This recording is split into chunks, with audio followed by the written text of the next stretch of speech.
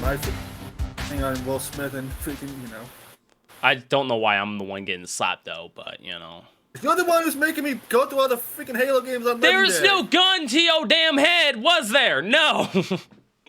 See, this is why I need to be Will Smith, because I take charge. I slap the shit out of you. I bend you over and call me my daddy. Okay. Still the one who got the credit for killing Tartarus at the end of the Halo 2 run, by the way. Who does? Because it's not you. You're over there fucking eating chicken nuggets while I was doing all the work, and then you took the last 2 shots to kill him, even though I had him the whole time. I was doing everything, and because my gun was emptied, and you get back going, I'm back. Got a mouthful of balls. I mean chicken nuggets, and I'm like, oh, cool, great, awesome, and then I'm like, oh, I gotta reload, and you go, everybody. This podcast is brought to you by Anchor, your all-in-one resource for everything you need to start a podcast. Looking to start a podcast? Anchor's got you covered. You worried about distribution? Don't worry, Anchor's got you covered. We want to thank Anchor for sponsoring this podcast. Guys, we got the boys. Okay, I don't know if we're actually recording or not. Yep, Joseph, you got it. But we do Someone got the had boys. to intervene. You do got the boys. We got like 8 years of pent-up aggression. Me, like, okay, Charles, people got things to do. Yeah, no, I get it. No, that works. That is how you completely solve the podcast intro, because Charles is a little sissy who can't Welcome man to the up. Skull Hunter podcast, everybody. This podcast is brought to you by Anchor. Just restart. Yeah, no. So me and Charles have been playing a lot of Halo recently, and there's some how's that going? Actually, not too ODST bad. Legendary. We just beat ODST. We have Halo Reach we're going to be doing. I don't know this Sunday or not specifically. I'm working on a lot of crap right now, but as soon as we figure it out, we'll actually make sure it's noted. But yeah, we're going to be working on Halo Reach next. We're going to add in some more skulls because it's not hard enough. And then, after that, we're going to go to Halo 1. But so far, it's been actually pretty good. We beat it. Our death counts actually were pretty solid. I think we're both shocked about this. I had 63 deaths in total. He had 91. That was honestly still better than our previous rounds where it was like he died 190 sometimes, and I just maybe hit the 100 marks.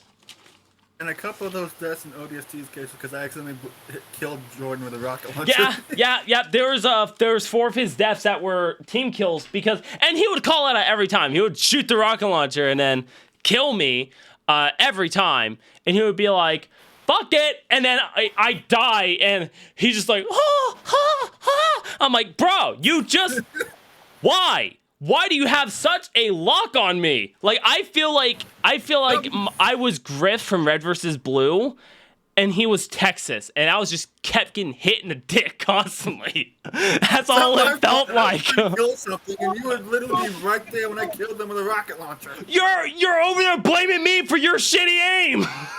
That's what you're doing. You're blaming me. You're throwing it back at me. This is why we need therapy, people.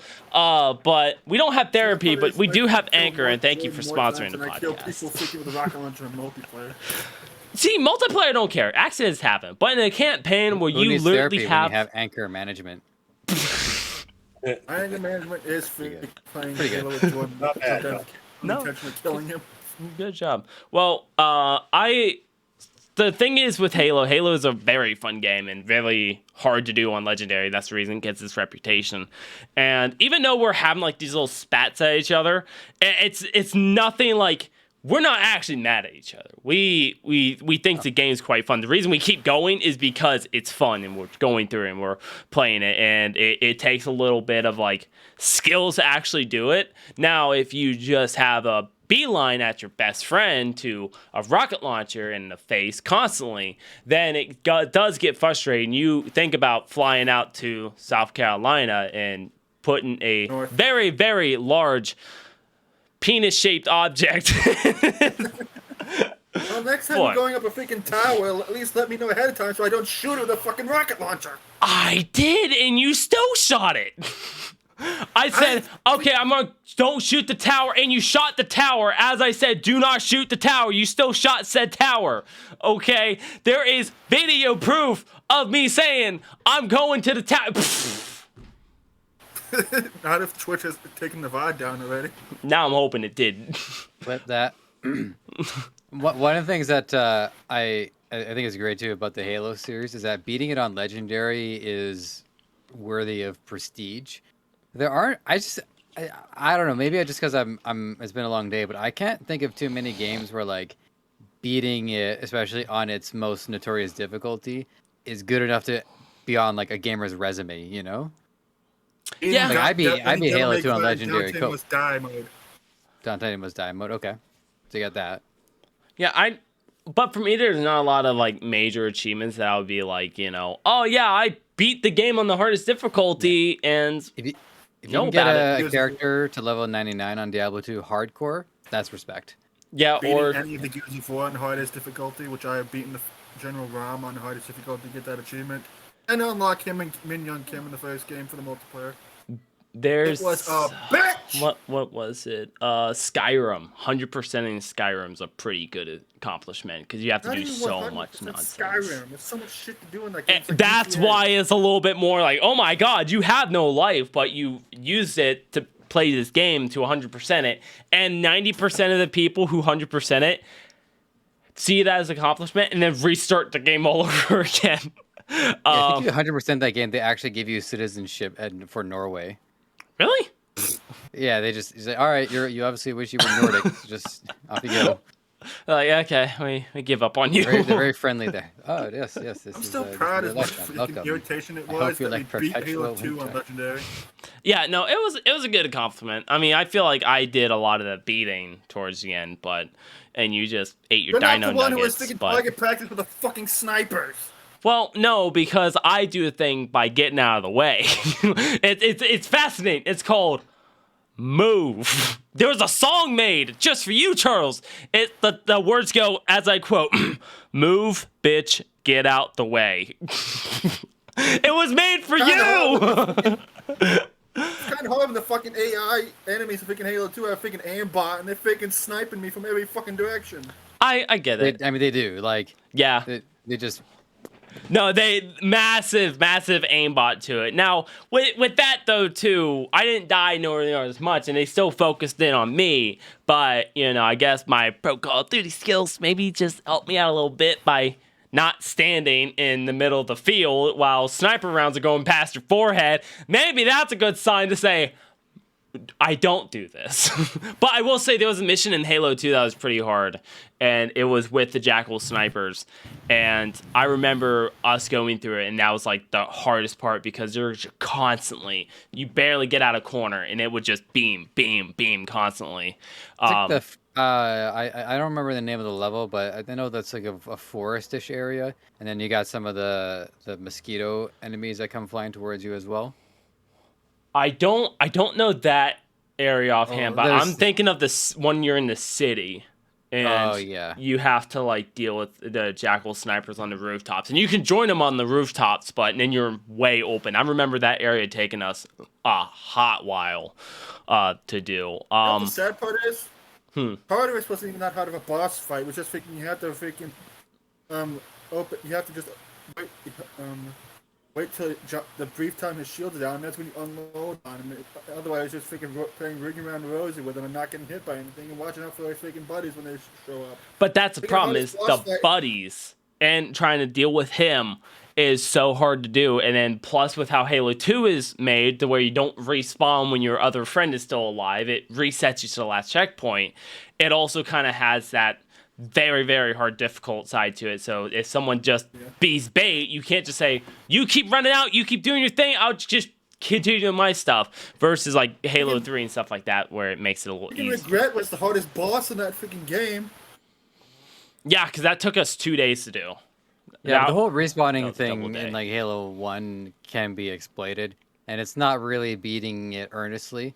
Like in the level where you have to rescue Captain Keyes from the ship. Yeah. The way me and Arth did it is I just waited in one of the hallways with Captain Keyes and the other soldiers. Arth would die, respawn, and then just like keep trying to clear it out.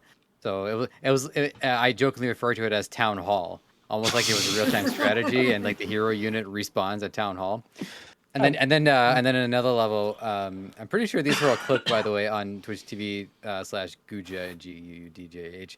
But it got to one point where we started clubbing each other in the back of the head, and there was a trail of like 20 dead Spartans.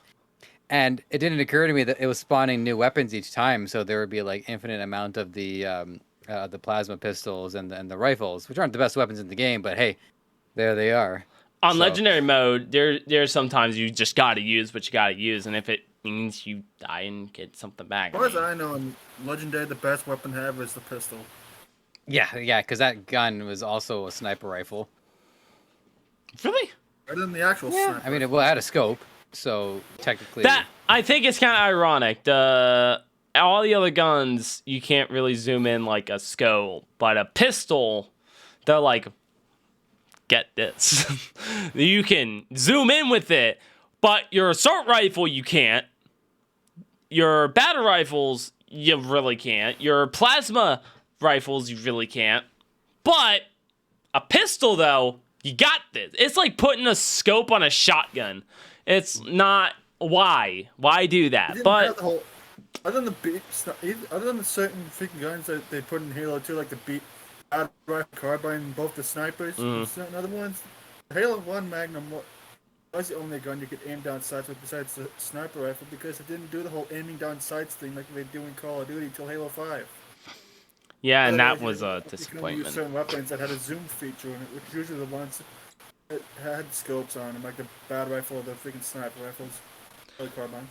See, I think with Halo they just have to try to do more new things to really try to expand like how they want to continue to go out. Like when you get like a laser cannon that you can zoom in, people are used to it, but then it's like if one day you say, hey, now you can aim your assault rifle, now people are like, what?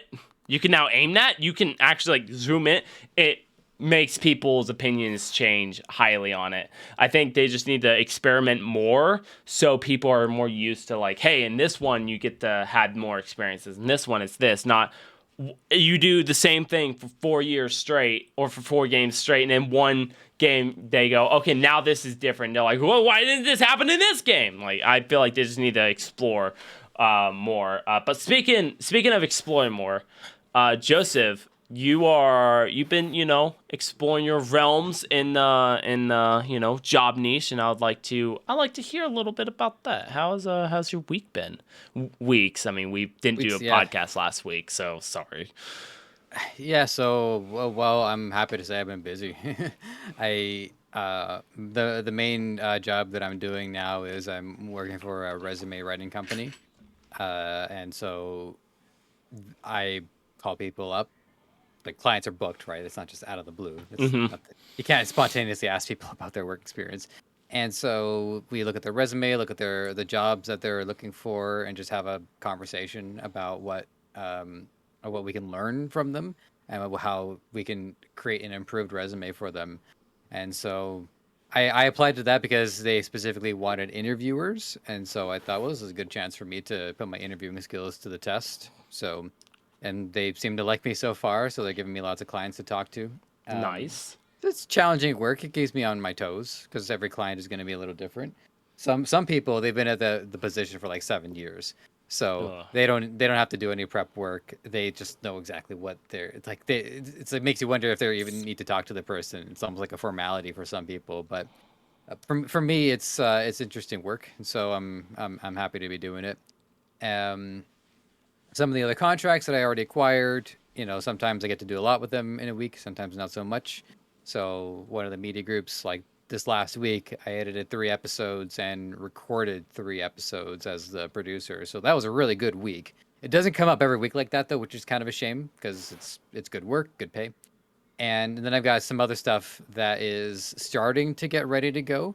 So one is going to be a digital equity company that wants me to do hosting with them. And then another one is like interview. It's interesting because it's also in the relation of trying to find a job market industry or interviewing people who are trying to find work just to give them more of like it's almost like a video resume.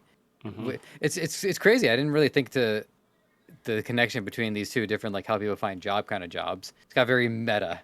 Yeah. Like, oh, I found a job. My job's not helping other people find jobs. So that's fun. And hey, I got 7 months worth of like chaos to relate to. Like a lot of people are going through some stuff that was worse than mine. So, it's been busy. Like I'm definitely more tired lately, just getting used to having more to do in each given day. And hopefully it keeps up. And if it doesn't, I'm gonna have to go look for some more. But the nice thing is I've had time now for Upwork to like accumulate the connects, which is their digital currency. You have to pay connects in order to apply for work. So I've got a bunch of them stockpiled now in case I want to go look for some other stuff. And the key is, and this is speaking as a contractor, but the key is to churn, CHURN.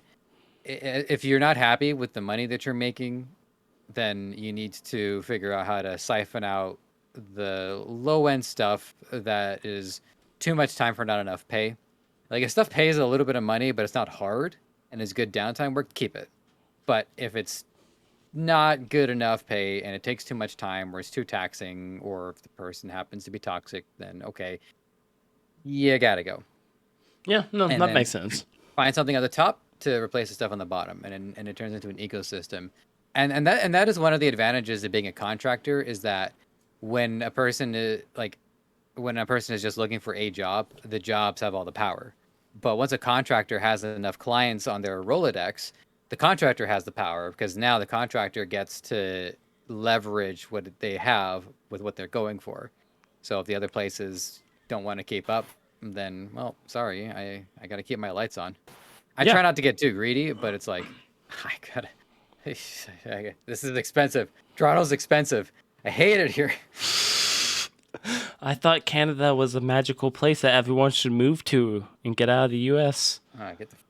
It's if you want to get reamed constantly, enjoy. Come on over. I mean, healthcare. Either heard in like Family Guy or something, but does Canada get like some kind of healthcare that's like dirt cheap or something? So I can go to the doctor, and the doctor will look at me, figure out what's going on, make a prescription. I don't have to pay to see the doctor, but I have to pay for the prescriptions. The prescriptions are too much. It's not gonna be frightening. And lots of like surgeries, operations, cancer, knock on wood, stuff like that. I'm not paying for that out of pocket. Now, that's the good news. The bad news is our tax rate is much higher. I used to research this when I was working in my sales position, but I know that the sales tax in New York City, which is like, one of the most like progressive parts in all of America, last I checked, the sales tax was 9.5%. The sales tax here in Ontario is 13% HST. So you're looking at an extra 5% on every single purchase, not counting like food and come up other things too. I was taxed $6,000 of my income last year, which is probably like 5,400 American. So, and whenever somebody tells you that healthcare in Canada is free, they're lying. It's paid for by all of us. Yeah. And so we all get taxed a lot of money, which makes it very hard for upward mobility here because, if you want to succeed, you have that independent mindset, your country is just constantly draining you of resources. And that's why a lot of the people here who are good at what they do, they go to the States for the work opportunities. Obviously, there's more people there, so there's more paying customers. But for a lot of people, they get fed up with all of this money that we're spending. And I don't mind paying taxes, but I do mind what those taxes are paying for. Healthcare is fine. Like, okay, you know what? If I have a serious problem, it's nice to know that I'm not going to be out 10 grand for something that can happen. But when I see the government is paying for like media, we don't need that. Everybody can make their own media now. So when the government is doing it, it's very suspicious. It's almost like the government is just funding the media that allows them to continue to staying in office. So I find that very frustrating. But to answer your question, like we have healthcare you're not going to get heart attacks for finding out how much healthcare is going to cost, but you're still paying it one way or another. And someone also has to pay for it. Yeah, and also dental, for instance, is not automatically covered. Eye care is not automatically covered, and these are pretty essential things.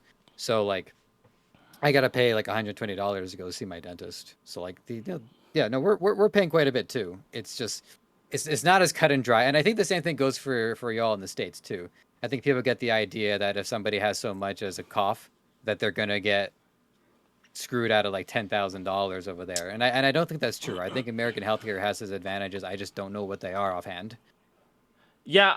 So the our advantages that we have is we have a lot of systems that will try to help you fight the system, but a lot of the times with our healthcare providers is you can, like, for me, I'm 1099, so I'm self-employed. I can go and get my own health insurance versus a company paying me or getting me a health plan. So right now this year I was able to hit the right level in the property, and I don't pay nothing for health insurance. And if I do go to a hospital, I still have to pay money, but I only have to pay an X amount. And it could be a $20,000 bill, and I don't have to pay the $20,000. I only have to pay the minimum that I think is like a $500 minimum. That still sounds like a lot, and it still sounds like something to stress about. But compared to getting hit by a car, a hit and run driver, someone still has to pay for it. It can't be the hit and run driver because it hit and run. Who's going to pay for it? It's still going to be you. But if at least you have insurance that you properly go through, guess what? You're not paying all that up front. And so there's a lot of pros and cons with healthcare, but the most important thing is to realize that someone gotta pay for it. And when you're hearing all these people saying we should have free healthcare in America, who's gonna pay for it?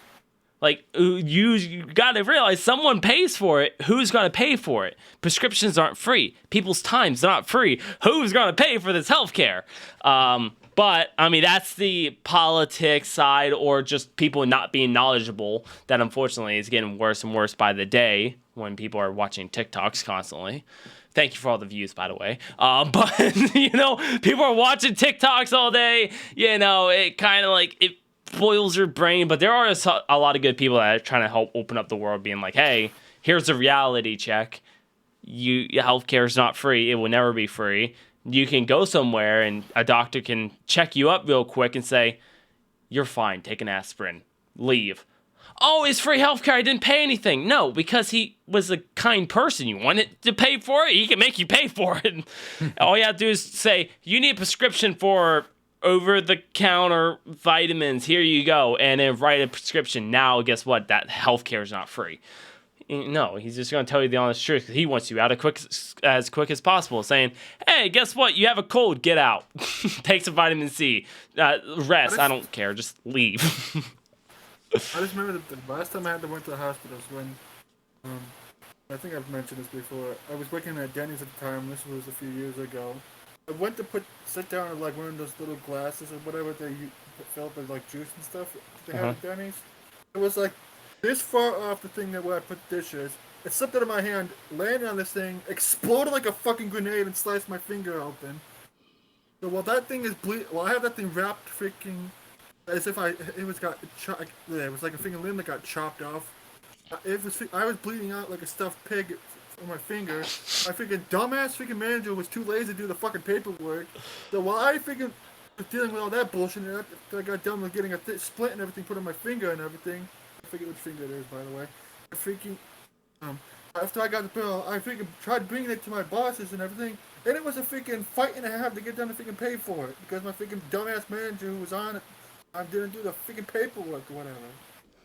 Yep, that sounds about right. But that right there is just... And I really shouldn't have had to pay for it anyways, especially considering the fact that I was sitting in that hospital waiting room by the freaking main entrance for felt like an hour or so while my finger was fucking bleeding. Well, it's a finger. You can lose one or two and still live life. Versus the guy in the next room having a heart attack. The wait time is diminished. Yeah, as less of severe as it is, you kind of get pushed back. Because once again, if someone comes in with a heart attack or can't breathe, they're not going to go, wait a minute, this guy needs his finger to sew it up real quick. But I do get it. I'm just glad that even though it was bleeding so badly, I didn't pass out or anything. Nah, the adrenaline is gonna keep you awake. Unless if you have a major fear of a pulsating or blood, then you will not pass out. People get that. You had to lose quite a bit of blood too. Well, not if you have the fear of it. If you have the fear of it, your body can respond and make you pass out. But blood loss, yeah, you have to lose a lot of it. I play a lot of video games where I freaking see blood. So I'm pretty and sure then see you're good. But what do you say, Denny's? That was just bad management right there. There's no excuse for that. Like, that was just terrible when they're like, oh yeah, so you cut your finger at our stuff. We're not paying for it. Oh, the manager was on shift, didn't sign to pay. We're not paying. Nah, any time an employee, especially something that's small like that's where all they have to do is say, okay, done. We'll take care of this. No worries. We want you back in good shape. That means they care about you. But that right there just proves that big corporations see you as a number, and your number is replaceable. You know, you're 3,037, and guess what? They have 3,038 waiting in the next room. That's how they see it. I had to go through like a freaking higher up that was higher than freaking the person who was the GM of the freaking Denny's I've worked at, just to get it taken care of. That is why you don't have Denny's. Like 4 or 5 freaking managers wouldn't do it. Don't work at Denny's. Don't eat at Denny's. Go to IHOP. At least the ones that just didn't burn down. Last I counted, there's 12 of them in Niagara Falls, so you're good. Okay. You know what's ironic? That same Denny's that I've worked at had all these problems with, that I lost my job at twice. That got closed down a bit recently. Oh, good. I wonder why. Someone else probably sat there and got cut, and they're like, only difference is they said, hey, if you don't do this, I'm going to sue. And they said, bet. And then that didn't work out. And they shut their doors. Probably because that place wasn't making the money it used to, which wouldn't be surprising. Don't dare start counting. Joseph, don't you count? But I was just wondering, Corn Dog, I would just love to hear if like any hospital stories stick out from your oh my god view, and, like, how much time we got? At least a few times because of the kids, or it wasn't us. It wasn't us. It was me. I like to make holidays memorable. So, but no, the biggest thing they get pissed off at when I go in for like my heart and that, and I sneak outside and have a cigarette, they don't get too happy about that. They kind of frown against that for some reason. I don't know why, but that's crazy. yeah, I've snuck out a couple of times and got caught, but no, I mean, other than that, I've been in the hospital already. I thought I was faking it, and I ended up having 2 broken wrists and a shattered facial bone and concussion and everything. And I'm sitting there laughing and joking and carrying on. They're like, oh, you'll be all right. Decide to do x-rays. I'm like, oh, shit. And then bring a smorgasbord of painkillers. I'm like, I can't take any of them. And they're like, why not? I said, I have a big rig sitting outside. I can't get behind the wheel with narcotics in my system. And, yeah, I mean, that's, but the hospitals, no matter what you do, the insurance is just, if the politicians would stop, if we would stop the politicians from allowing these big manufacturers and corporations to have their hands in their pockets, we'd be a lot better off, because then the politicians would actually stand up and defend us at lower prices of cost. But gas prices are high. Most of your politicians have oil companies in their pockets. Pharmaceutical prices so high. Most of them have pharmaceutical companies and hospitals in their pockets. They're making a profit off everything they sell. They don't give a shit about us. And that's why it's never going to come down. Yeah, now, that is all true, especially, just the corporate greed, to say the least.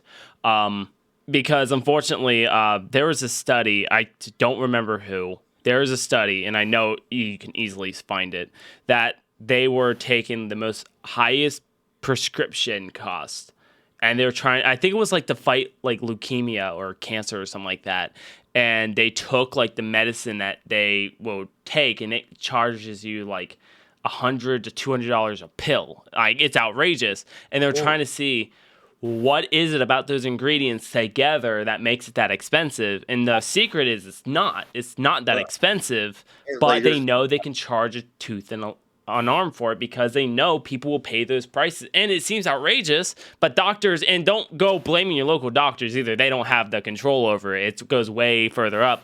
But some doctors do, because some doctors, they get kickback from the pharmaceutical companies. If they recommend certain drugs and put you on it, they get a kickback. They get a percentage of that profit back to them. So the doctors, most of the doctors ain't any better. But there was just a thing on the news today. The insulin used to be like $21 for an insulin, a thing of insulin. Yeah. Like in '89, and now it's over 300 and some dollars. Yeah. Come on now, and nothing's changed. Nothing has changed. If nothing else, there's more people manufacturing it. There should not be a reason the cost is so high. No. And they're killing people. And what kills me, and I know we don't really get into politics on here, but what pisses me off more than anything is there's politicians out there that sit there to say their people, their followers, oh, you shouldn't pay these prices, you shouldn't do this, you shouldn't do that. I'm going to get these prices lower for you. Well, the fucking bill just came across legislation, and you think they voted for it? No, they voted against it. Well, obviously you don't care about lower costs for your people if you're voting against something you sit there and tell them you're going to vote for, It's all about the image that they bestow upon others. They want to lie to everybody and make people believe, so they get elected. And, I'll be talking more about this on my podcast and everything, but it's just because I don't want this turning into anything like that. But yeah, it's just ridiculous. Yeah. Now to wrap this into a comedic story. So you were explaining the fact that when you went into when you had a broken wrist and a rib and all that, you got parachuted off a truck. It was heavy winds.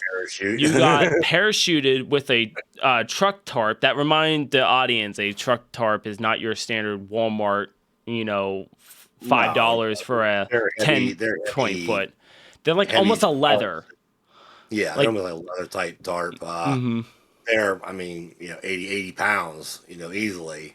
Yeah. And when you're sitting, you're sitting 13 feet, 7 inches off the ground, and you're 6 foot tall, and 40-mile-an-hour wind gusts you and knocks you off the truck. That's a lot of feet to the ground. Yeah. So pretty quick. So like you were saying that, and I just wanted to make sure it gives that image to the audio listeners. So when you walk, remind you took a cab first, right? Or did you drive the truck? No. I crawled. I after I hit the ground and thought I spit my teeth out. It was just my chewing tobacco. I got up and I basically worked my way to the door because I was literally the only one outside. It's blowing and snowing a little bit, cold as hell. I'm the only one outside. No one else is around to even try to help me. I don't know what's wrong with me. I know I'm conscious, and that's about it. And I get inside, I get up there, I beat on the door, finally somebody answers it, and I'm like, hey, look, I just fell, blah, blah, blah. So they have a little medical person or something there, little trained first responder type person. Mm-hmm. They can talk to my blood pressure and everything. And oh, you should be okay. Of course, I'm laughing, I'm joking. I'm not, that's me. That's who I am. I'll always be laughing and joking no matter what. And so it was. I called your mom and was talking to her, and I was starting to feel sick in the stomach, and I know I've had, I don't know how many concussions I've had. I lost count after 6 or 7. So I knew probably not a good thing. I'm like, you know what? I better take a cab, go to the hospital, and get checked over. So I go in there and I explain to what happened. They're like, oh, okay, take a seat, blah blah blah. And I'm joking around with people in the lobby. I'm joking around there's the desk and everything. They finally take me back to an ER room, and I'm still back there, joking, carrying on. Doctor's like, oh, he's taking my hand, he's pulling it, and he's like, oh, I don't feel nothing, and you're not really screaming out in pain. I think you just sprained everything, and I'm like, okay, well, but I'm pretty sure that it ain't working right, because oh yeah, I did try to put the truck in gear. And when I tried to put the truck in gear is when I realized that my wrist wasn't working like it should. I could not get enough force to get in gear. Mm-hmm. And so once I did the x-rays, they did x-rays on my left hand. Realized, oh yeah, it's broken because it was broken clear across here. My right hand was broken kind of from here down and over this way. So to the index finger down to the wrist and then over to the pinky on your right. Facial bone right here, like an A-shell type facial bone, was shattered. This side of my head was all bruised up. And then later on, find out too that when I landed, I used this my impact hand. Every tendon in my arm, from the wrist to the elbow, literally tore off the bone. And I was skill squeezing over 125 pounds per square inch when I was squeezing the testing thing. So I mean, but yeah, it was. And I mean, thank God. One of the times I was taking, I actually had a type of insurance. I had something like the AFLAP, but it was different. Mm-hmm. And that's the only thing that saved our asses from losing everything, because I was the only income coming in. So, but yeah, that was fun. Yeah. Now, you went to the hospital so many times, so I might be getting this wrong, but didn't you first go in and they pretty much kind of said, nah, because they thought you were just a druggie off the street trying to get pills and... They thought I was just faking and I wanted drugs and everything, but then when they took the X-ray, realized, oh shit, there's an issue here, and they brought in I swear to Christ, they brought in a silver platter of liquid shit and pill shit and everything else. It was just I'm like, what's all this? Like, oh, these are painkillers and that to help with the pain. I'm like, I can't take them. I just pictured like a restaurant in the States where people go, just just grab your plates, help yourself to whatever you want. Yeah, buffet.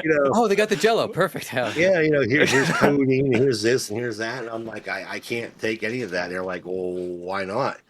Your blood pressure is high, you're in pain. I have a big rig that I have to be able to get moved. Mm-hmm. I have to get back behind the wheel of that truck.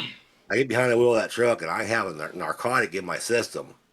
I can lose my license. And at that time, I was 15 years already driving. I'm 20 now, so taking that chance. So I suffered through it until I realized I wasn't getting back in the truck for a while. And then I think I was only taking I wasn't taking nothing more than naproxen, which is a non-narcotic. Mm-hmm. I should have switched over to medical marijuana. I would have been I mean, whatever would have got you through it, but I think it's ironic that all this stuff is expensive, and then it's you go through the experience of almost literally you broke the right side. For the audio listeners, pretty much broke the right side of his face, his right arm, his right wrist, his right hand, and then a part of his left. So he pretty much left hand. So he pretty much broke everything in his parts where he caught himself. So he broke everything on the way to catch himself. And because he wasn't screaming in pain, they immediately assumed he was there for drugs. Then they gave him said drugs. And then he said no to said drugs. And they were going, oh, well, you need the drugs. Take the drugs. You're here for the drugs. Get the drugs. I love the idea that you literally showed up to get help. And at first they're like, no. And then they were like, oh, we'll help you. Here's some highly addictive, by the way, I'd like to make sure that's stated, highly addictive drugs. Oh, yeah. To a truck driver saying, here, take this. Before even talking to you about a solution of what's the next steps are. Their first response was, let's get you drugs, not, hey, how'd you get here? Do you have a ride? What's up? The bad part was, it wasn't the pain and everything being broken or anything. It was, what was worse for me is the fact that I was limited on what I could do. I had to rely on other people. Yeah. I've never had to rely on, anybody to help me eat or anything else. And that was rough part. The psychological part of it was the roughest. Yeah, I get that, and unfortunately, being your son, I get those same things. Where I don't like to rely on other people, and I definitely will be that person to say I'm gonna try this for myself, or I'm gonna sit there and do it for myself. So we didn't do the podcast last week for many reasons, but I was sick last week, and I didn't know hospital. Still no COVID. Still no COVID. That was the reason. Yeah, that was the reason. Nothing else. We sat there. We canceled the podcast. I was sick. And I was trying to sit there and just deal with life of trying not to die. I had I'm going to say the flu. It's easy just to say the flu. I don't know what I had. It could have been smallpox for all I know. I don't know. I ain't no doctor. I don't get paid enough for that. But I got sick, and how I knew I was getting sick was when I was driving home from door dashing. and there was a car beside me. I'm not joking. There was this bright red car beside me. And I blinked and it was gone. That's where I went, oh, I need to get off the road. Like, I just felt exhausted. Like, I was so exhausted, like, mentally. And it was Sunday, so I was coming home to play Halo. And I'm driving down the road, and I see this bright red car beside me, and I'm like, okay, cool. I'm driving, I'm getting this going. And I look beside me, it's there. And it's like, everything started, like, when you get exhausted, you kind of just, like, wear out. And I like snap back into it, and the car was gone. Not on my right, not on my left. It was just gone. And I was like, I need to get off the road as quick as possible. And then, so I get home, me and Charles play Halo. I'm fine. And I kept making comments like, oh man, I'm losing my oxygen because I was laughing so hard. The funniest part was I couldn't get it back. I was only like, ha ha. Huh. Like, I just couldn't get it back. So I was like, oh yeah, we're done for today. And then the next day, it was Monday, and I went, oh, I'm done. Like, I was like, when you wake up and realize that you're just done, like, you're not sitting up, you're not standing, you're like, oh no, I'm out. I'm no longer doing this. So I called Britt, and we're talking. She's like, do you think you got COVID? I was like, I have something to talk about on the podcast next week. I got COVID. It finally happened. I finally got COVID. And no, it wasn't. I didn't even run a fever until the following night. And when I did, it was so nice because it was like 100 degrees. And I started getting cold shivers, and I fell asleep, and it was great. Because I fall asleep in the cold, so like I started getting cold shivers. I'm like, oh man, this. I was out. I was so out. I was like, Charles, I was out. Literally.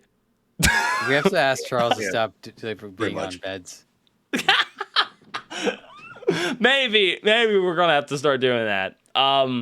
So yeah, I ended up literally just being like down for the next few times or next few days. But it was the Monday and Tuesday was like the worst because I just sat in bed and did nothing. And I hated everything. And then Wednesday came around, and I was like, I'm on DoorDash. I'm gonna get out, I'm gonna DoorDash, I'm gonna be useful. And I was like, should I do that?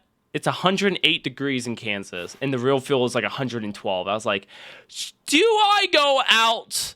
Do I want to see disappearing cars again? Do I want to go back out?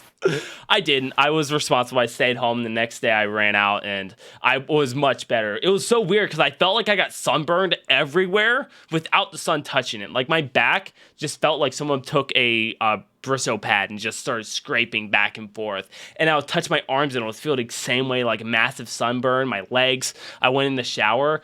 I about screamed like a girl. It felt like I just got burned so bad. I was like, I don't know what this is, but it sucks. And yeah, it was terrible. But eventually I got back to it. But I literally just started getting back into things. And the one part I could say I hated every bit of, I could not do anything because if I did I even tried playing a game. I was like, you know what? This is like a vacation, an unwanted vacation.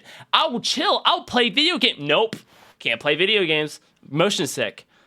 Okay, I'll go out and go on a walk. Nope, get lightheaded.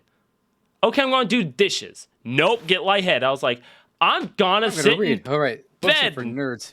I was like, I couldn't do anything. I don't like not doing anything and feeling so useless.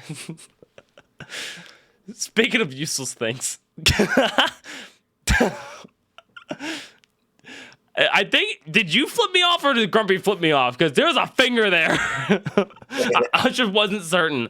I will say, benefits to being sick, I got to watch all the Resident Evil series that was canon to the Resident Evil franchise. There's a way to show Grumpy like teabagging Charles over there, but I can't do it. Just getting an edited clip of the worst like Photoshop. It just bump up, bump up, bump up, bump up. Maybe. I cut to his screen, so I can't wait to see that. Thank you, Charles, for passing out. So now I got to watch all the Resident Evil series. I will say it's definitely canon in the best ways ever, and I cannot spoil it, but I will say if you have the time, sit down and give it a watch. It is. You're talking about the new one, right, with Black Wesker? Yes. Okay. For one, the actor who played him did amazing at it. Even though I think that's the guy who's also in the John Wick movie series as like the whole. Please let me be right. It's so racist to get that one wrong. Yeah, I know. I was like, maybe if you just said, man, I think that's the same guy who played in the movie. It's like, okay, but you started it with saying the Black Wesker. So you're treading a thin line. So while you figured that out, I will say I'm right. You're it's right. the same guy. Okay, Joseph is not canceled today. Check in next week. That was a close call, guys. Very, very close. Or Joseph being the editor of the podcast right now, he could just cut it out. And I would cut it if I was wrong. That never happened. Deleted. Never happened. Deleted. But don't forget that part. Be like, what didn't happen? What did he delete? I ain't being blackmailed over no blackmail. Exactly. Yeah. Welcome to the Skull Hunter podcast. Oh man, but yeah, they did a very good job with the Resident Evil series. You like? Okay, you like it. See, I have a feeling I'm gonna like it too for the reasons I talked about last episode. Is like, okay, it's not the adventures of Jill and Chris. Yeah, but it's like they took the mechanics or some of the smaller details of Resident Evil and repurposed it. Like the fact that they're like trying to figure out a puzzle and they have to like, I don't know, like unlock a briefcase or something like that. Like and that's the best part of Resident Evil right there. Yeah, seeing them like actually play Resident Evil, So I'm interested in seeing it.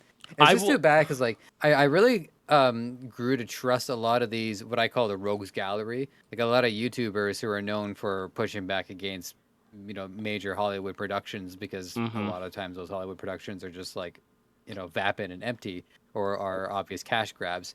And so I just sometimes I think they get a little bit too set in their ways, and it almost becomes predictable what they're gonna dislike, and they actually forget to disconnect from their own character for a second and actually just like, oh, maybe I should just try this out and ignore the last 100 things that I've hated for potentially similar reasons. So I don't know. I think that Resident Evil could be worth a shot. Yeah. Look how many people lose their damn mind over a female Jedi, for crying out loud.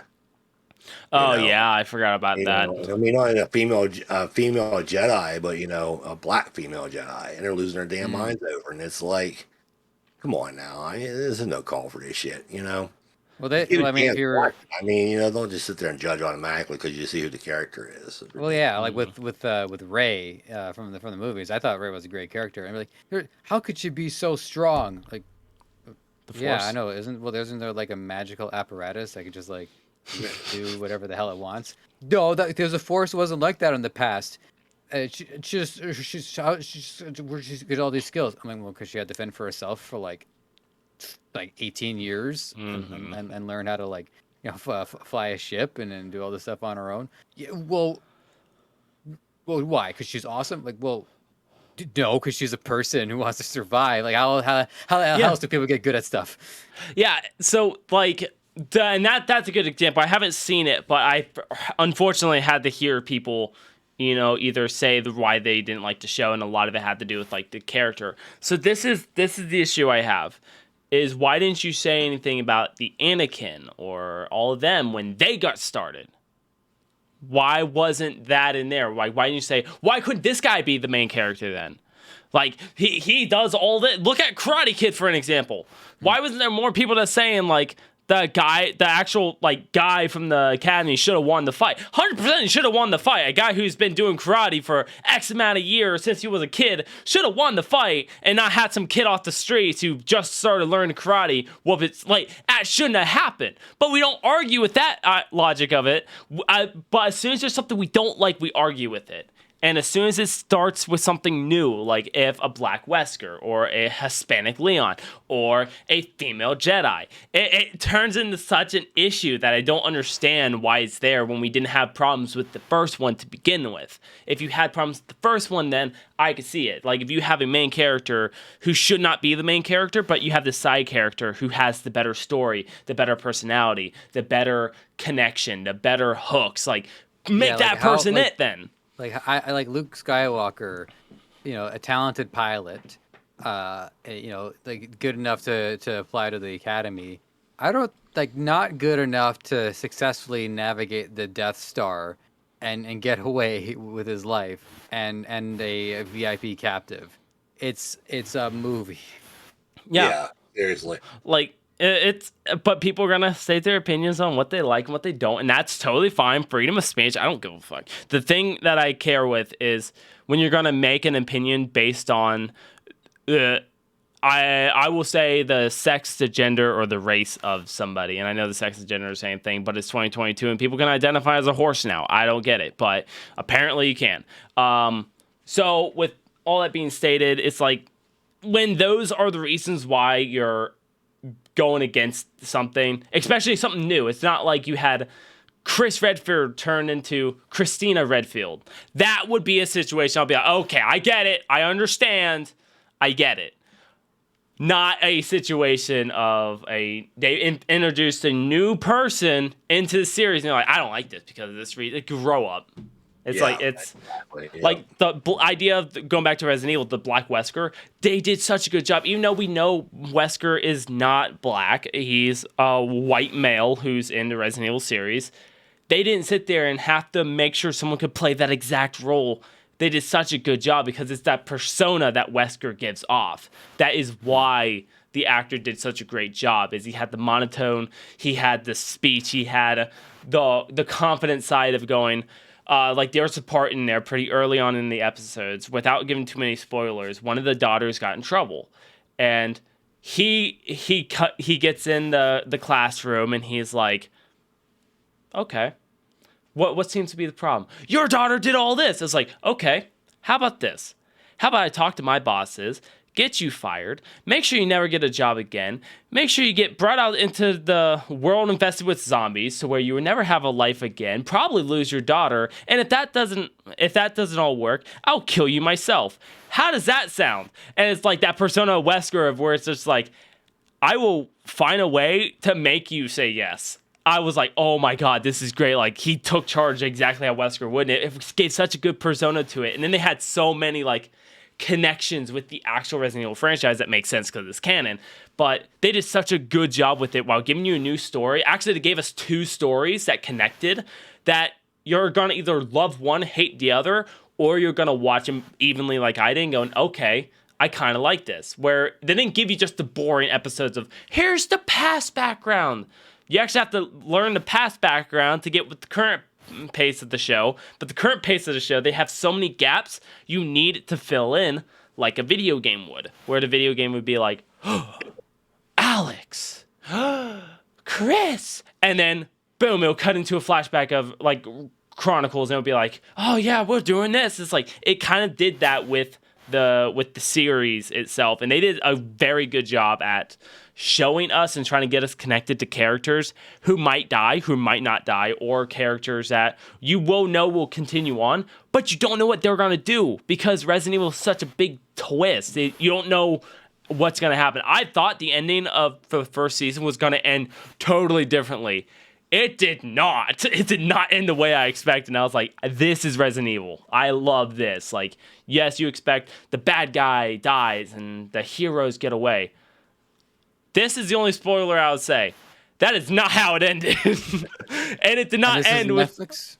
Yeah, this is Netflix. Okay, cool. Yeah. Because I got because when they release the next season of Cobra Kai, that'll be the month that Jen and I can watch a bunch of stuff on Netflix. So yeah. Yeah, I would definitely not share any Netflix passwords beforehand. That would be I know, I said this irresponsible. last time, Yeah, but I'm making sure it's stated because Netflix come after people. I just want to make sure it's stated. I am not gonna give anyone my password and email that is necessary to get into a Netflix account that you can share with your family at your home. I would never do that. Even if I've created a whole new account, I would not do that. Oh man, I just realized something because we wanted to talk about the Will Smith thing today, and I'm not saying we should do this, but we could take a screenshot of Charles in the position that he's in because his head's turned to one direction, and he just the slap animation. Yeah. I'm not saying we should do this. I think it's a good idea. I think you should experiment, explore a little bit. That would be crazy. It would be Yeah, also pretty crazy good. to just do, like, yeah. Okay. Someday I hope to fall asleep at an episode just so that I can like receive the file afterwards. It's just like, so I wonder how they're gonna draw a penis on my face. Oh, Is that the subject we're going to next about old Willie? yeah. I think that would be good. We're already at almost an hour in. You know, he had posted on TikTok.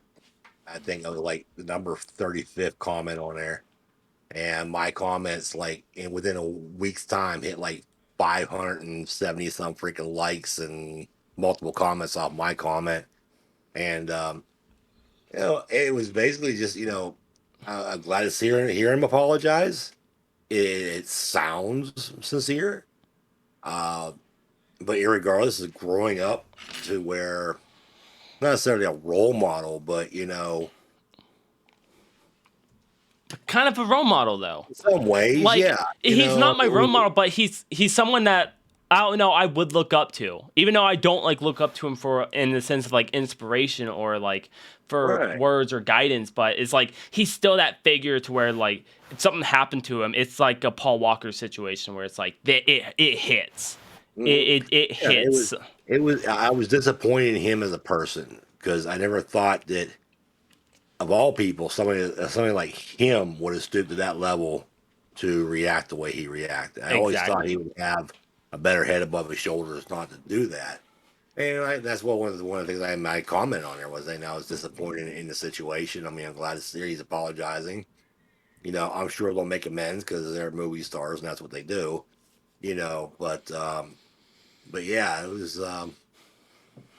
I never had so many likes on anything I ever commented on TikTok. That was freaking ridiculous. Like I said, like in a short period of time, there were 570 some likes and a bunch. Now, of course, there's a bunch of comments that were negative. You know, Hmm. I just ignore them because they're not even worth my time even reading through them. But yeah, it's you know, I still, I mean, the behavior wasn't called for. I'm sorry, it wasn't. You know, especially when you sit there laughing and all of a sudden look over at the pissed off look on your wife's face. Now, grant you, you know, happy wife, happy life. I get that part, but you ain't getting laid anymore anyway. So you know, just you know, laugh it off and let it go. The Yeah, and especially the issue I ended up having with it was kind of like you said, but there's a place and a time, Yeah, and the adult thing to do would be to, whenever the show's over, you get backstage, and if you hit him back there, you know what? You're not in the public's eye for one, and boys would be boys situation, but also like friends would be friends, and you know you don't insult someone in front of their audience, their idols, their role models, or yeah. The Yeah. behavior was uncalled for, and then to you know react like that in front of everybody else when like you could have went out to the side somewhere. But also, what pissed me off, I think, with that whole situation too, is he was actually asked to leave, yep. and he refused to. You know, he actually had the balls to sit there and say, "No, I'm not leaving. I'm not going nowhere," and did, and they didn't force him out of there. You know, That is where I blame the Oscars. And this happened before.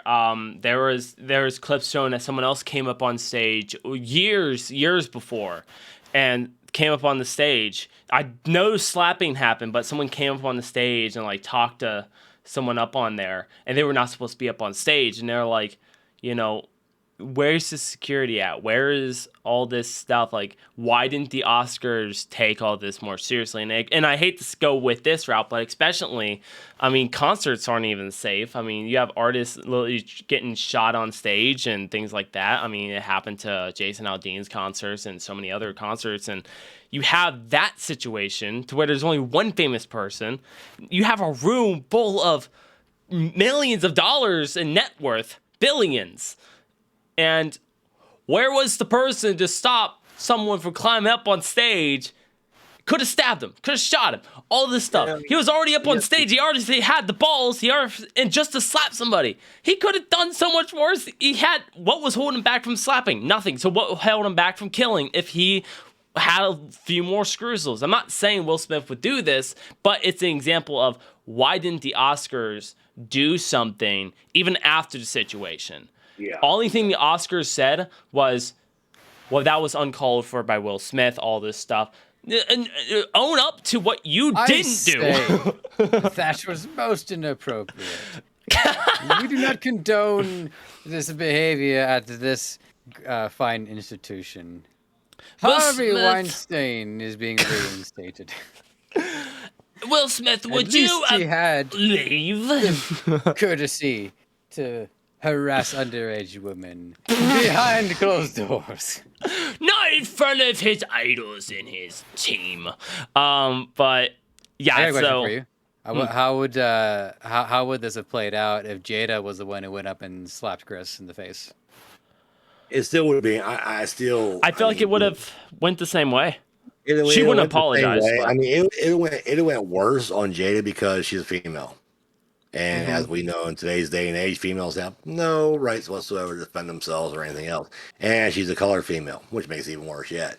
You know, and it would just turn into a big, like this happened, and it kind of like went quiet. You know, yeah, TikTok and that, there's a couple of things here and there popping up, but pretty much it went quiet.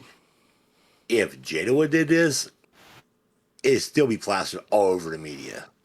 You know, and as far as I'm concerned, you know, my personal opinion of it. I think she'd still be like the worst person alive and just plastered everywhere, you know? I don't, now to counter that, I personally don't think that it would have went to that extent. And the reason I don't think it would have would been because Will Smith would have put a stop to it. And I think if she would have went up on stage and slapped Chris Rock, I feel like Chris would have probably been better about it. Chris wouldn't have went anywhere with it.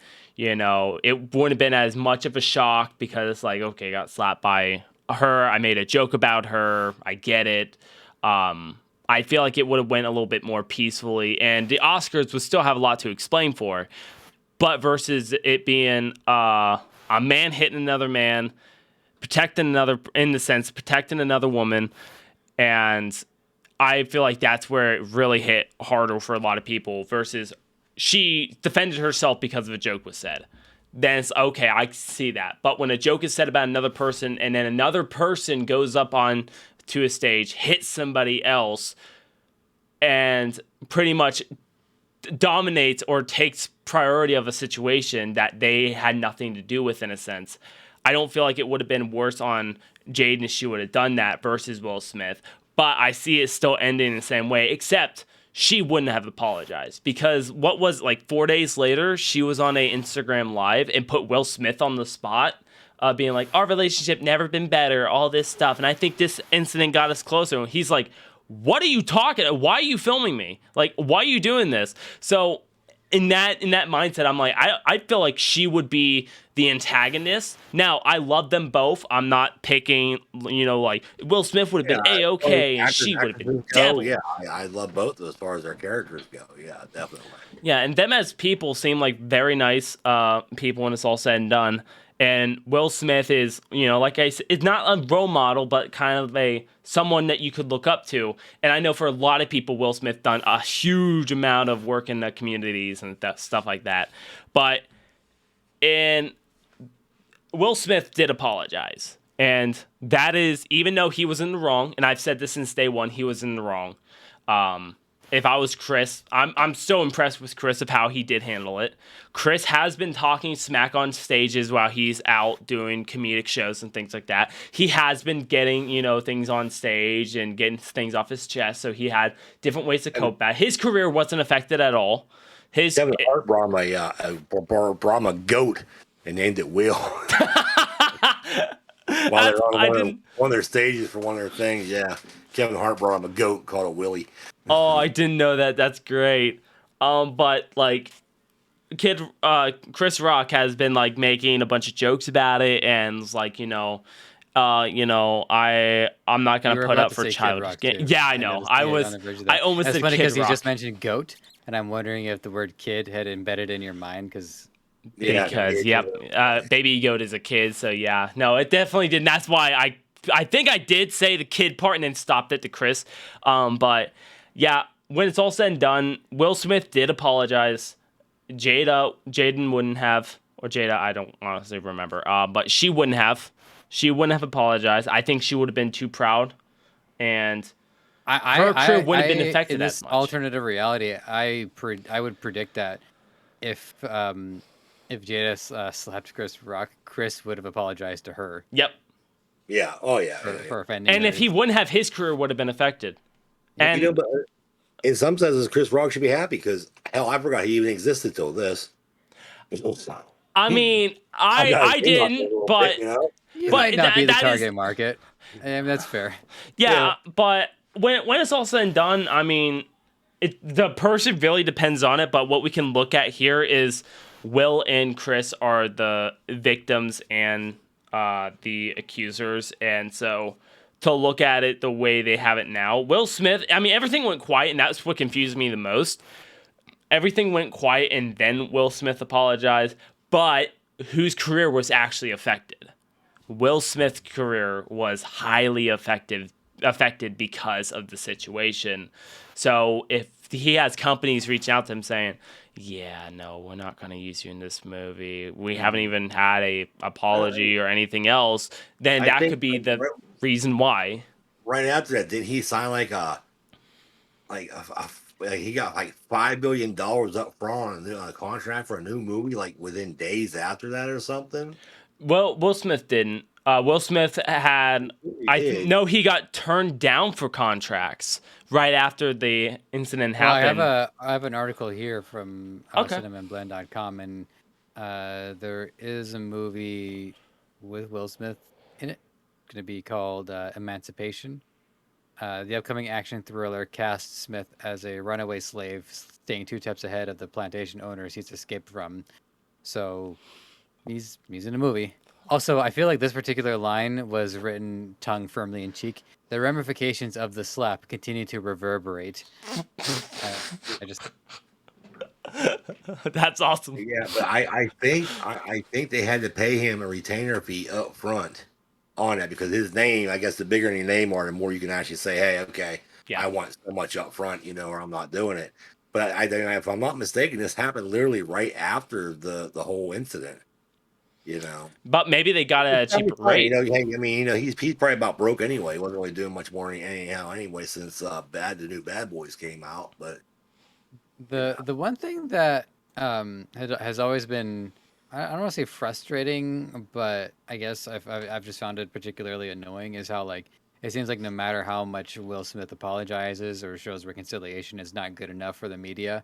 Oh, it never will be. Will Smith apologizes, but is it too little, too late?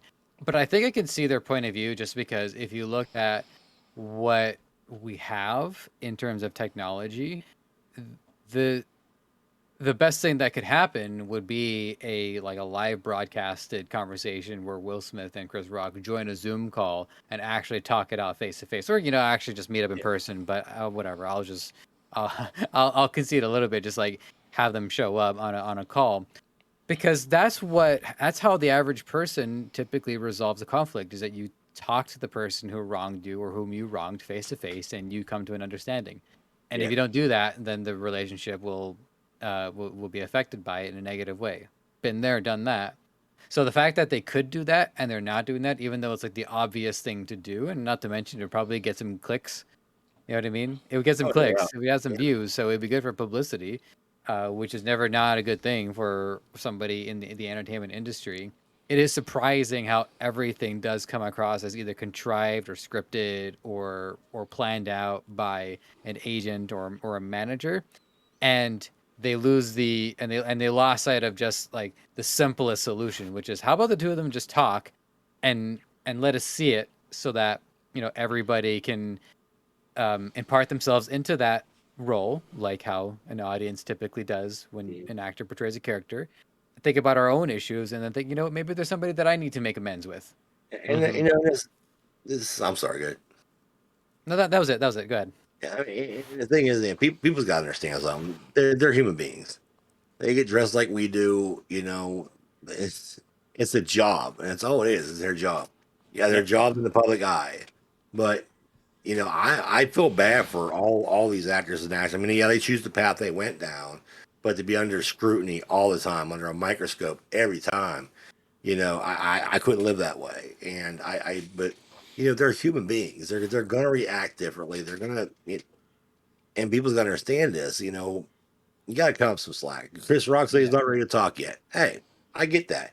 You know, you got the shit embarrassed out of you on national TV live. You know, I understand you not ready to talk at all.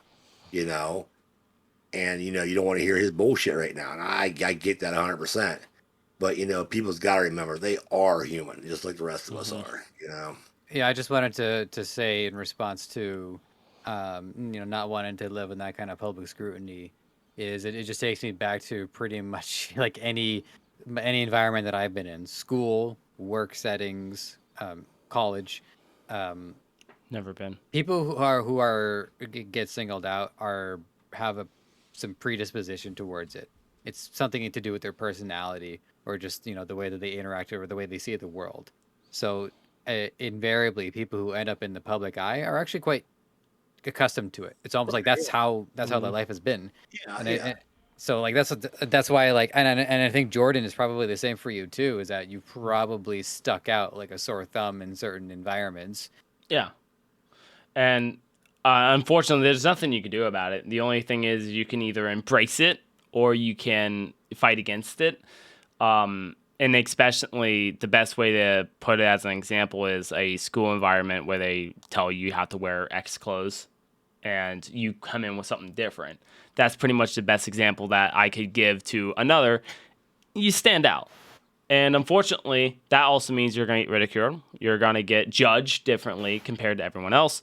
It's like if Joseph were to go to an e-commerce meet and greet, he would know a lot to say, but because he does so much more, he could get pointed out. And if he had a list of everything he can do in the media end, and everyone else is like a little tag, and then his is a sheet, he's going to get pointed out. That means he's going to get made fun of more, he's going to be talked about more, and he's going to be scrutinized a lot more. And unfortunately, it's like, it is what it is, but when it's all said and done for like actors and actresses or people who, in the sense that are in the public eye, everyone's gonna get like, I guess, pointed out more, judged more, and it kind of comes with the career. But you don't ask for it either. Except me, I think I ask for it a lot because I just don't care. I know it's gonna happen, so I'd rather embrace it. You're gonna call me a cunt? Please tell me. Like, I want to know. And the reason is just I would rather accept the fact that not everyone's going to love me, even though majority of people are going to love me. But I would rather accept that not everyone's going to love me versus being like, oh, no, I'm going to be an actor and I'm going to make millions of dollars and everyone's going to love me. And then when one person hates me, I'm going to go do drugs and fall out to deep. It's not worth it. And unfortunately, especially musicians get it a lot because they are a solo crew versus like a bunch of actors. They have each other, they have a team, they have all this stuff. A artist is them. So if they fall off the deep end, they get in a relationship with somebody, and then it just starts going insane. Look at Tom Holland and what's her name? Yeah, Zendaya. And they get in a relationship, and now it's like everything Tom Holland says about a girlfriend or something like that, he gets blasted in a spotlight, or he gets accused, or he has people saying stuff. It comes with the tag. You don't want it, but it comes with the tag. And unfortunately, you just gotta accept it. So in the case like Dad, you stated, where it's like actresses and actors, don't ask for the scrutiny and stuff like that. It's really true. No one asks for it, but you either gotta embrace it or you gotta push it away. They do. I mean, they knew what they were getting into when they got into it. Yeah. But it's amazing. The intelligence of some people just scares the hell out of me when, I remember a while back, like, somebody got killed on a soap opera, and they died on the show. They didn't really die, but they died on the show. They were killed off. And, I mean, people were losing their minds. And then, like, all of a sudden they're like, well, how's he on this show? No, he's an actor. He didn't die for real. You wake up, Yeah, but then some people, and that's the worst part, is when someone knows you for something. That is the worst kind of I hate to say worst kind of publicity, but it really is. I couldn't imagine if someone knew me for playing Minecraft right now. If someone pointed it out to me, it's like, I loved you. I watched all your Minecraft videos. I haven't made a Minecraft video in a year. Over a year. If you've seen one, I'm so sorry. It's like, they're not my proudest moments. So if that's how you spotted me out of a crowd, I am sorry. But versus someone saying like, oh, I listen to all your podcasts. And it's like, hell yeah. Because then I at least know how they perceive me, how I need to be with them. Because I'm also a person that would like to make everyone happy. So if you know me for being like a douchebag to my friends, guess what? I'm going to pursue more of that douchebag side, especially if I'm on camera. If I'm not on camera, I will kind of just continue being myself, and that is being a douchebag because it's easier that way. Sorry, Joseph. Don't worry, no one's looking at this thinking, yeah, he could be more of a douchebag. Oh, well, man, thanks. You're welcome. when your friends just agree, going, no, I agree with it. Yeah. Not gonna say you could be more, but you could be less. But you do you. No, once again, I accept it. Yeah. Speaking of publicity, so with as we know, the Chris Rock and Will Smith situation has clicked in and everything else. So with that, how I found out that all this happened was because, no joke, I'm door dashing. I'm driving down the road and I'm hitting the radio stations, like skipping through. I have 6 presets, all different channels. I hit one and it talks about the Will Smith, Chris Rock Oscars. And I was like, why are we still talking about this? Change to the next channel. And it started playing another broadcast about Chris Rock and Will Smith. I'm like, okay, skip it again. And then they're like, Will Smith had apologized. I'm like, this is like the movies where you're flipping through like stations and it's all playing the same like warning, zombies are trying to kill you broadcasts. And it's like the same thing. I was like, oh my God. And then I went on YouTube and found his apology video. I was like, really? Is that really what we're all hyper focused on right now? It's like the world, gas prices are finally going down. Who's talking about it? No one. But Will Smith, though, apologizing. Let's discuss that. Let's not talk about the gas prices. Let's not talk about anything else. Let's talk about the hottest drama. Let's talk about Will Smith. And then the whole, every time Kanye West or Kim Kardashian does something, it gets on the news, but it's not that crazy. When it's on a rap station, a 90s rock station, and then a country station all talking about Will Smith and Chris Rock, I'm like, okay. Can we just accept the fact you have no life if this is your top story of today? Your top story today is saying, Will Smith apologized to Chris Rock. Hey, Chris Rock doesn't want to say anything back. It's like, I don't care.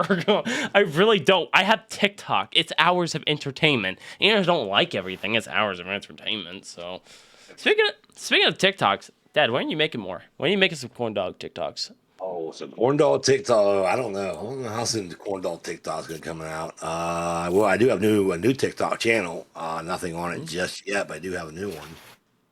It's for the spiritual paradox or spiritual thing of the paradox. Okay. Actually, I think it's listed under spiritual paradox, and I'm hoping to actually start posting on it sometime this week. So, but as far as corn dog video goes, fuck, I don't mean. Man, it's been a while. I mean, hell, I can't remember how to do the voice half the time. You know. Try to imitate Patrick.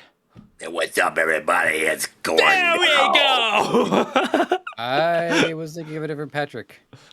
Oh, I'm sorry. I can't do SpongeBob Patrick. That'd be like, he's SpongeBob. I don't know. Why do you stick your finger in my ass? Yogi, I like it when you were at my picnic basket. Boom. Come on over here. Let me give that ass. Hey. Oh man, are we canceled yet? No, it's not broadcasting. It'll Okay. all be edited out. We're not live. We're good. That's what you think. We're actually live on Pornhub right now. We're testing something out. That's actually crazy. People will post videos on Pornhub being like, you know, I lost a bet with chat and I posted on Pornhub. And then they're posting about it, like on their community feed going, guys, our video on Pornhub just hit 100,000 views. I can't even, my channel doesn't have 100,000 views. I'm like, I'm posting on the wrong platform. This guy posted a gaming video on Pornhub and it got views. It's like me. Every time I post something the stupidest shit, it gets the likes on it. And it's like I was going to delete that. I mean, how the hell it even got on there? It's ridiculous. And see, that's so interesting because so I have mice in my house. I've been trying to get rid of them. I so far have safely captured 6 of them. And so the last one I caught, I was watching Resident Evil. As mices were getting, I noticed one in the trap, and I went, "Oh my god, what perfect timing! I'm going to name you Barry, Barry Birkins. That seems right." And so yeah, I've been catching mice and stuff. I made an Instagram post one day, and I was like, I caught a mouse. So my first one. I was like, I'm gonna post it. It'd been over a week since I had the traps on. Finally caught one. I was like, I'm excited. I'm gonna film it. I filmed it. I edited it real quick to post on Twitter and Instagram because people wanted to make sure I didn't kill it. And so I posted it.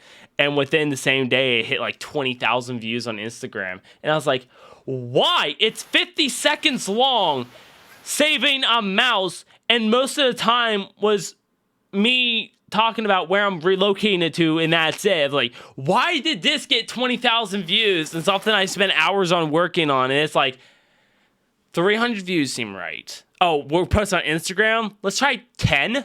10 views sound good? And I'm like, no, that doesn't sound good, but thank you for the offer.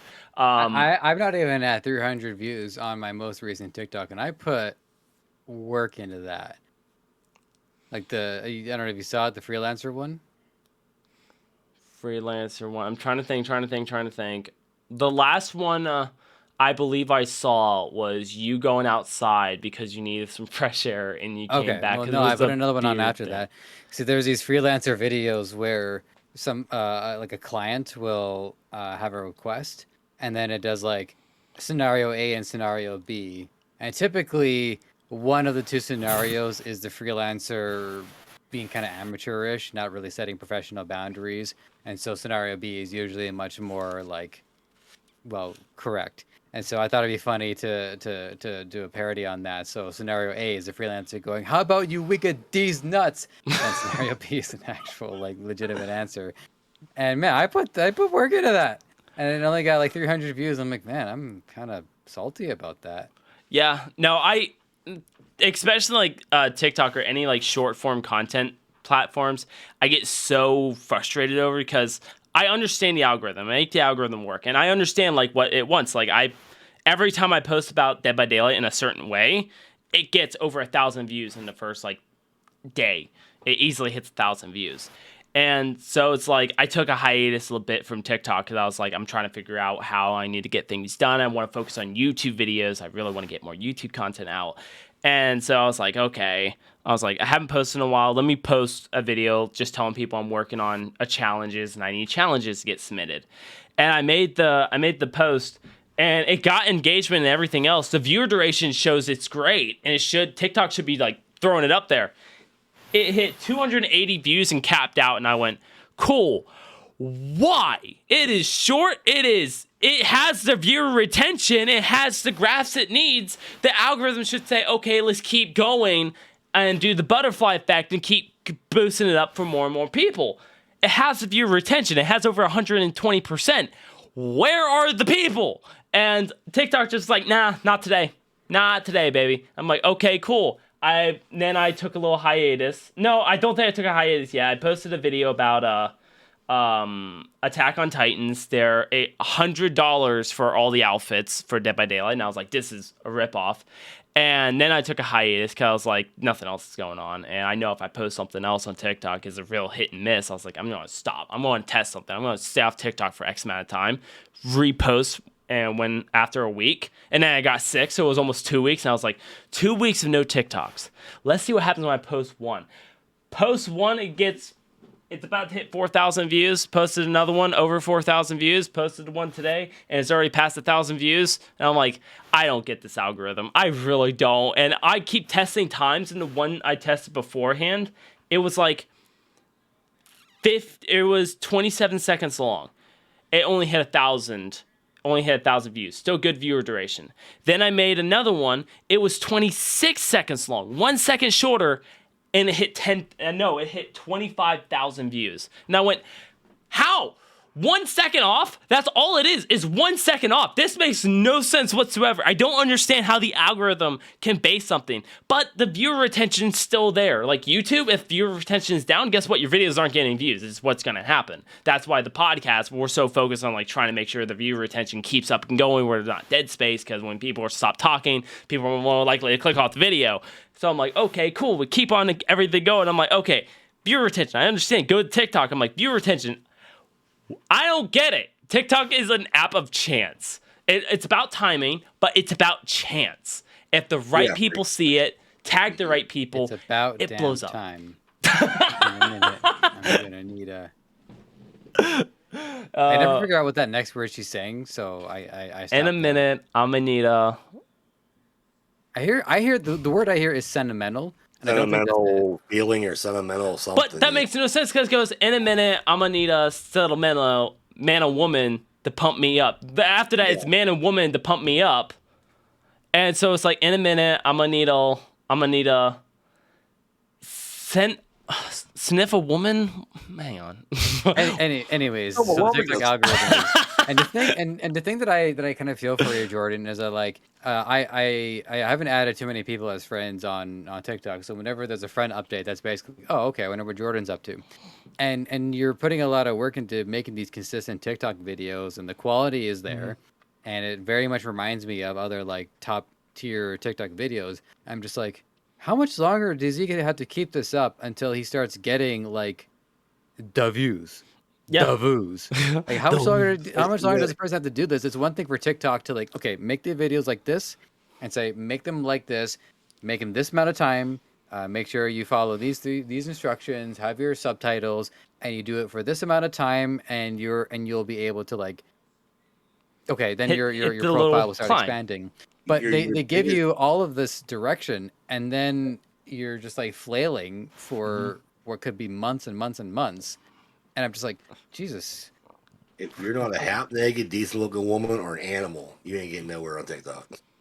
Man, I need to grab one of those mice. Honestly, I mean, they're the ones that freaking, you check, like, there's animal ones that are over 1 million freaking views and 200 some thousand followers, and some of these girls on there are just ridiculous with thousands of followers and millions of views, and it's like, and they go live, they sit there and go, oh, hi, yeah, and people are like sending crowns and sending this and sending that. It's like, oh my god, man, come on. Yeah, and I think that's also where a separation between like Twitch or YouTube really meets TikTok.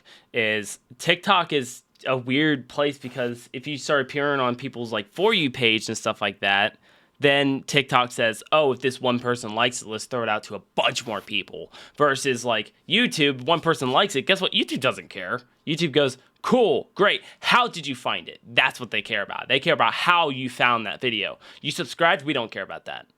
Oh, you were just scrolling and it happened to pop up. We like this. We like this kid. Let's just shoot him to the stars. You're gonna be big news, kid. And it goes more like that. But with especially YouTube's platform that I'm really trying to figure out, and obviously I want to be millions of views and million subscribers on YouTube. But TikTok is also like the journey that I see of how it's working, because TikTok, it's like, I was averaging 200 views to TikTok, and I said, how can I change this? And I looked at algorithms, and I looked at how things are done. I was like, put text on screen. That's a big key. Put text on screen. And it's like, I did that. And then they went from 200 views to like 600, 500 views. And I went, okay, I got something. Let's actually put time and effort into this. Let's not make clips I want to make. Let's make content that others are going to get value out of. Let's actually give people value to content than just stuff I want to post.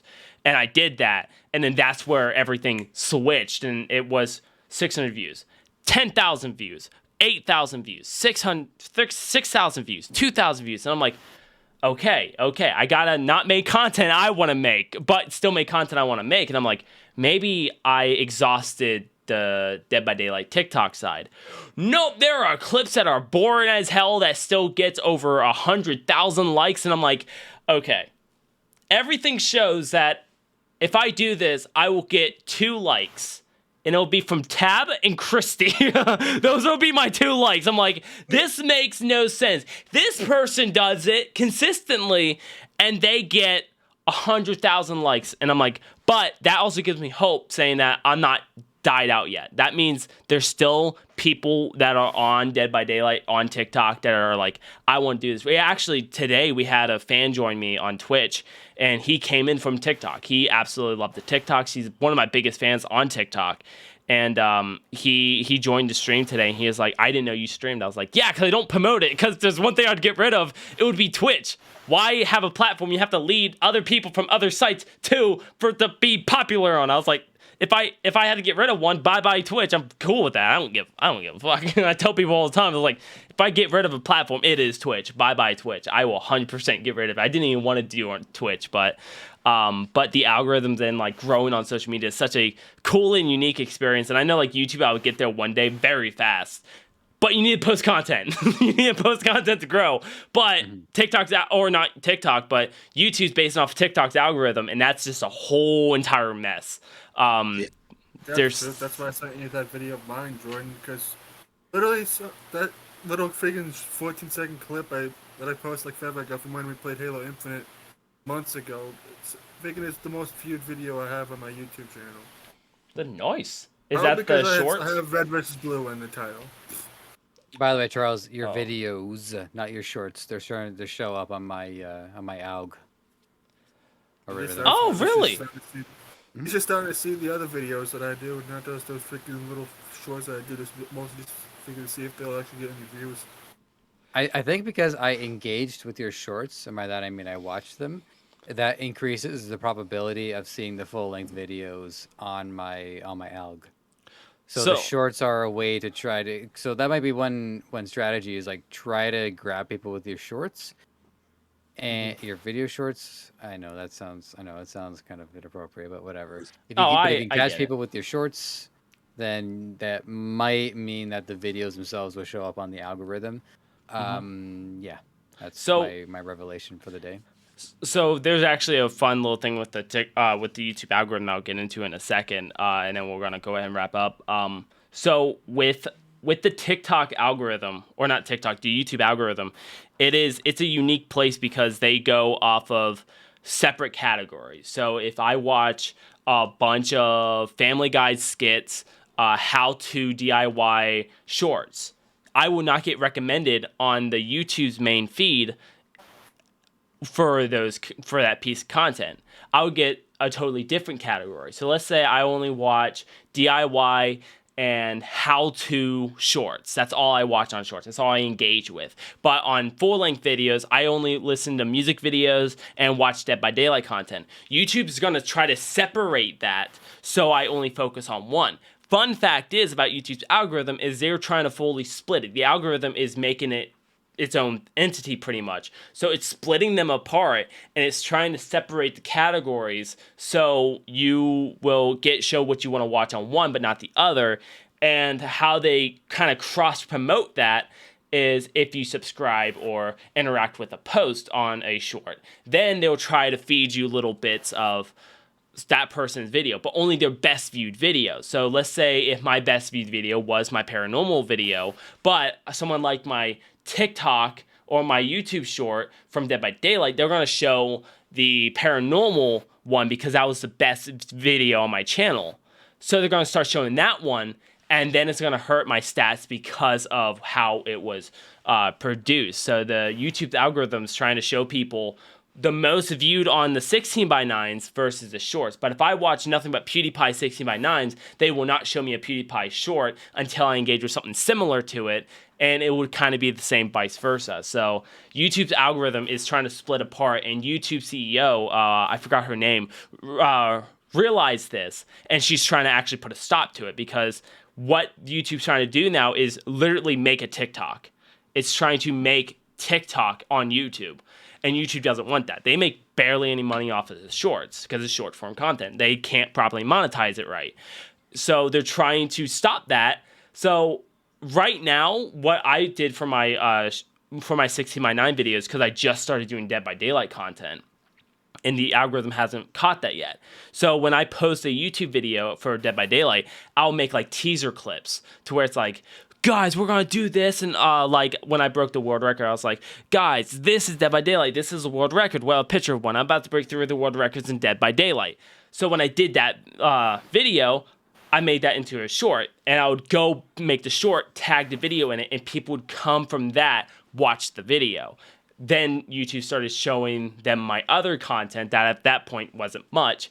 So, but I got it to now, every time I post a new video, all the other ones get views. So it literally starts going down that line because YouTube's like, wait, you like that video? That's showing that this is his best Dead by Daylight video. Let's show you the next best Dead by Daylight video. Let's show you the next one and the next one. So it starts going down this weird rabbit hole through YouTube's algorithm. And that's how when one video blows up on your channel, it's the worst. But if you have a line of videos that you do, like if you do marketing, like let's say Prime Hydration marketing, if you did 5 videos of that and they all were successful, the next one you post will end up being successful if you follow the same principles and the same editing and everything else. That's how Mr. Beast is able to release a banger after banger after banger, because the algorithm sees how he's doing it. And then they make him do one, or his old videos are still getting views. They're like, wait, this viewer liked this. Let's go show him his most successful video now.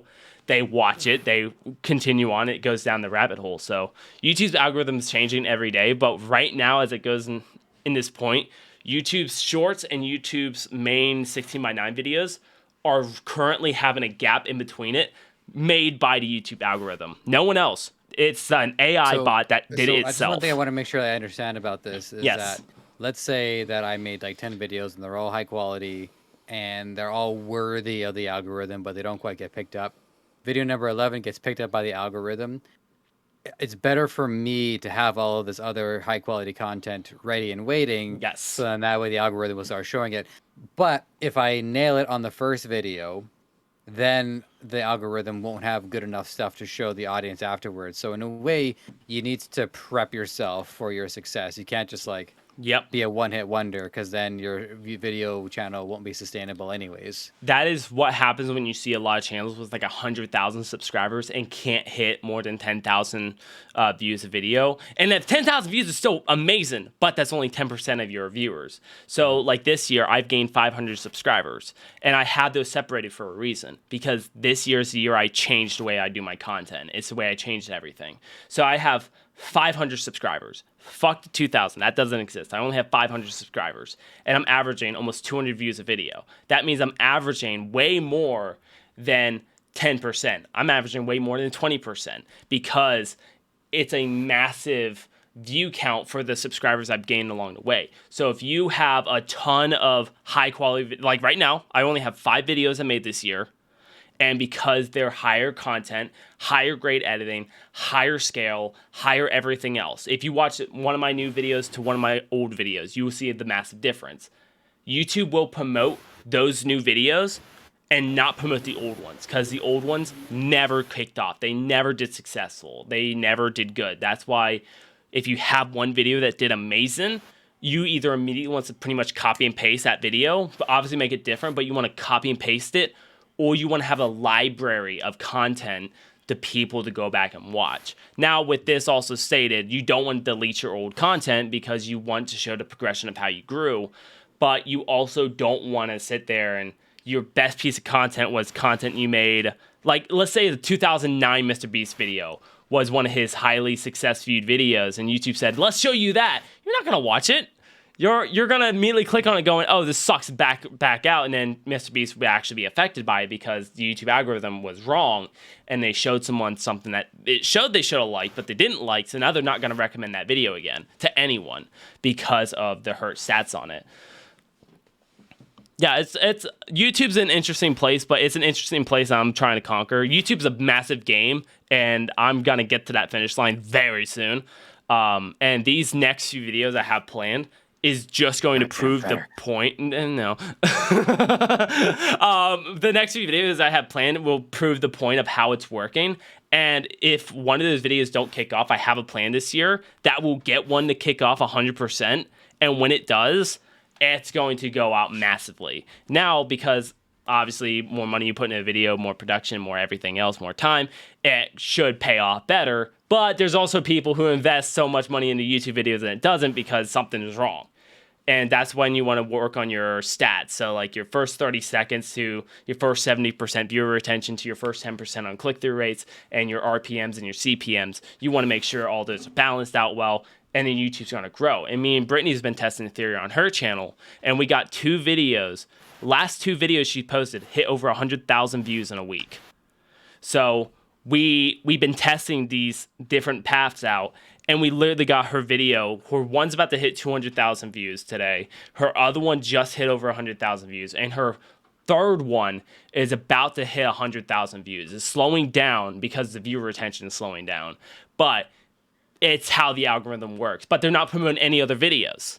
They're not promoting any of our other videos that were successful. They're only promoting the newer ones that are successful because YouTube can guarantee they have that audience for that content. So yeah, YouTube's algorithm is a massive learning curve and a massive hole to really look down. And that's why whenever like I look at my stats going, I'm not there yet. Okay.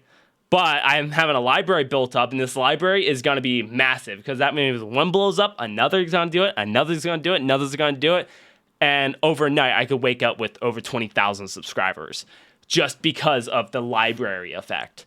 It's actually how Mr. Beast started blowing up because he did the counting to 100,000, but there's other little videos before that started blowing up because he counted to 100,000 or 1,000,000 and then saying PewDiePie constantly. And he did the same thing. He copy and paste that idea, started saying PewDiePie X amount of times, and YouTube said, oh, we have people who like your other video that did that. Let's do that again.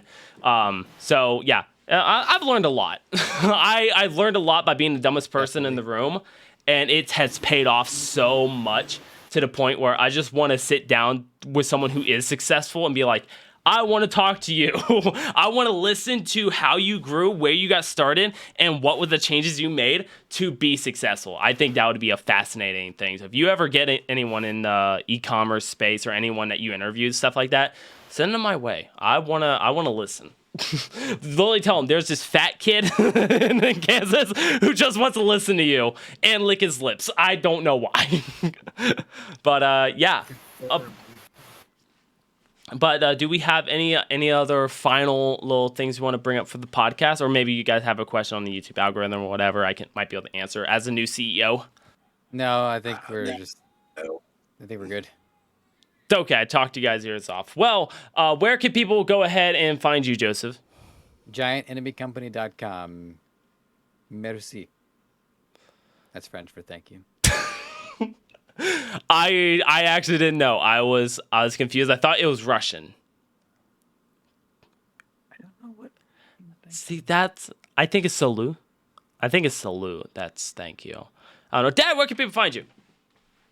Corndog 1973 on TikTok, Corndog on Facebook, Stop STOP on YouTube. It's a new spiritual thinking of the paradox. And then Spiritual Paradox on TikTok, also STOP. I like the initial, the abbreviation. Yeah, that's why I came up with that. Like, you know, I got some t-shirts get ready to come out and some bumper stickers and shit. And so piss a lot of people off, but that's what I'm here for. So you know what makes me more mad is like seeing whenever people have the bumper sticker like child's in car, like passengers a child.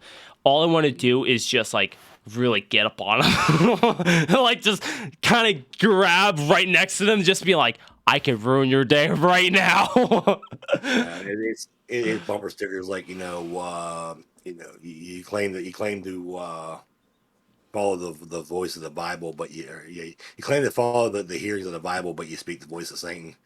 You know, shit like that. Just it's gonna piss people off because they're wrong and I'm right, and it always pisses them off. So I'm big and you're little. I'm right and you're wrong. There's nothing you can do about it. Charles, where can people find you? Sleeping. You can find me at my YouTube channels. You can find me at my YouTube channel, CJ Lone Wolf. Probably in the week, like I mentioned earlier, where I'm going to be spending the week in Myrtle Beach. I'll probably still be doing stuff. I don't know, but but don't be surprised if you see me like posting like shorts or something from whenever something is going on there, whatever. Sounds good. I can't wait to see the OnlyFans coming out of this.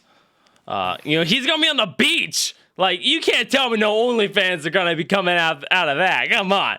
Hey, but if you want to see where this podcast is, you can search up Skull Hunter Podcast anywhere, even on Google, and you can find us. You can listen to us in audio realm. You can listen to us on video. As you hear a lot, we talk about like certain things in the video side, and we also will talk about things specifically on the audio, and it's to help give you guys a description of what's going on in the podcast, but you can listen or see it vice versa. Pick what you want. It's totally up to you.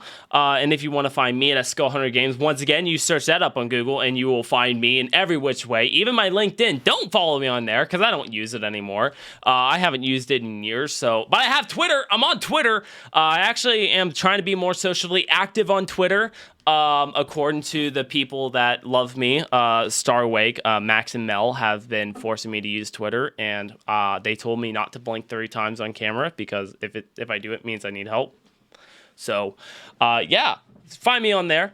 Thank you, Anchor, for sponsoring the podcast. It's a rocky show, but it's our rocky show. Thank you guys for your continuous support. If you're in the audio realm, if you're in the audio realm, you've heard Anchor a lot. If you're just joining us on the podcast here, you probably heard Anchor at the beginning and was like, Anchor, what is that? Is where you can start your all-in-one platform podcast needs. You honestly just can use the app or use anchor.fm, and you can get your podcast started today. Distribution, everything's all covered. It's so easy to walk through. It's so simple, and you can search up on YouTube for any videos that you need suggestions with. Maybe you already have an RTS link. Well, you can get that rearranged with Anchor. They will actually go through all the work to get that for you already. It's pretty much your little license that say, hey, I have the right to podcast on this platform, and companies can't say no.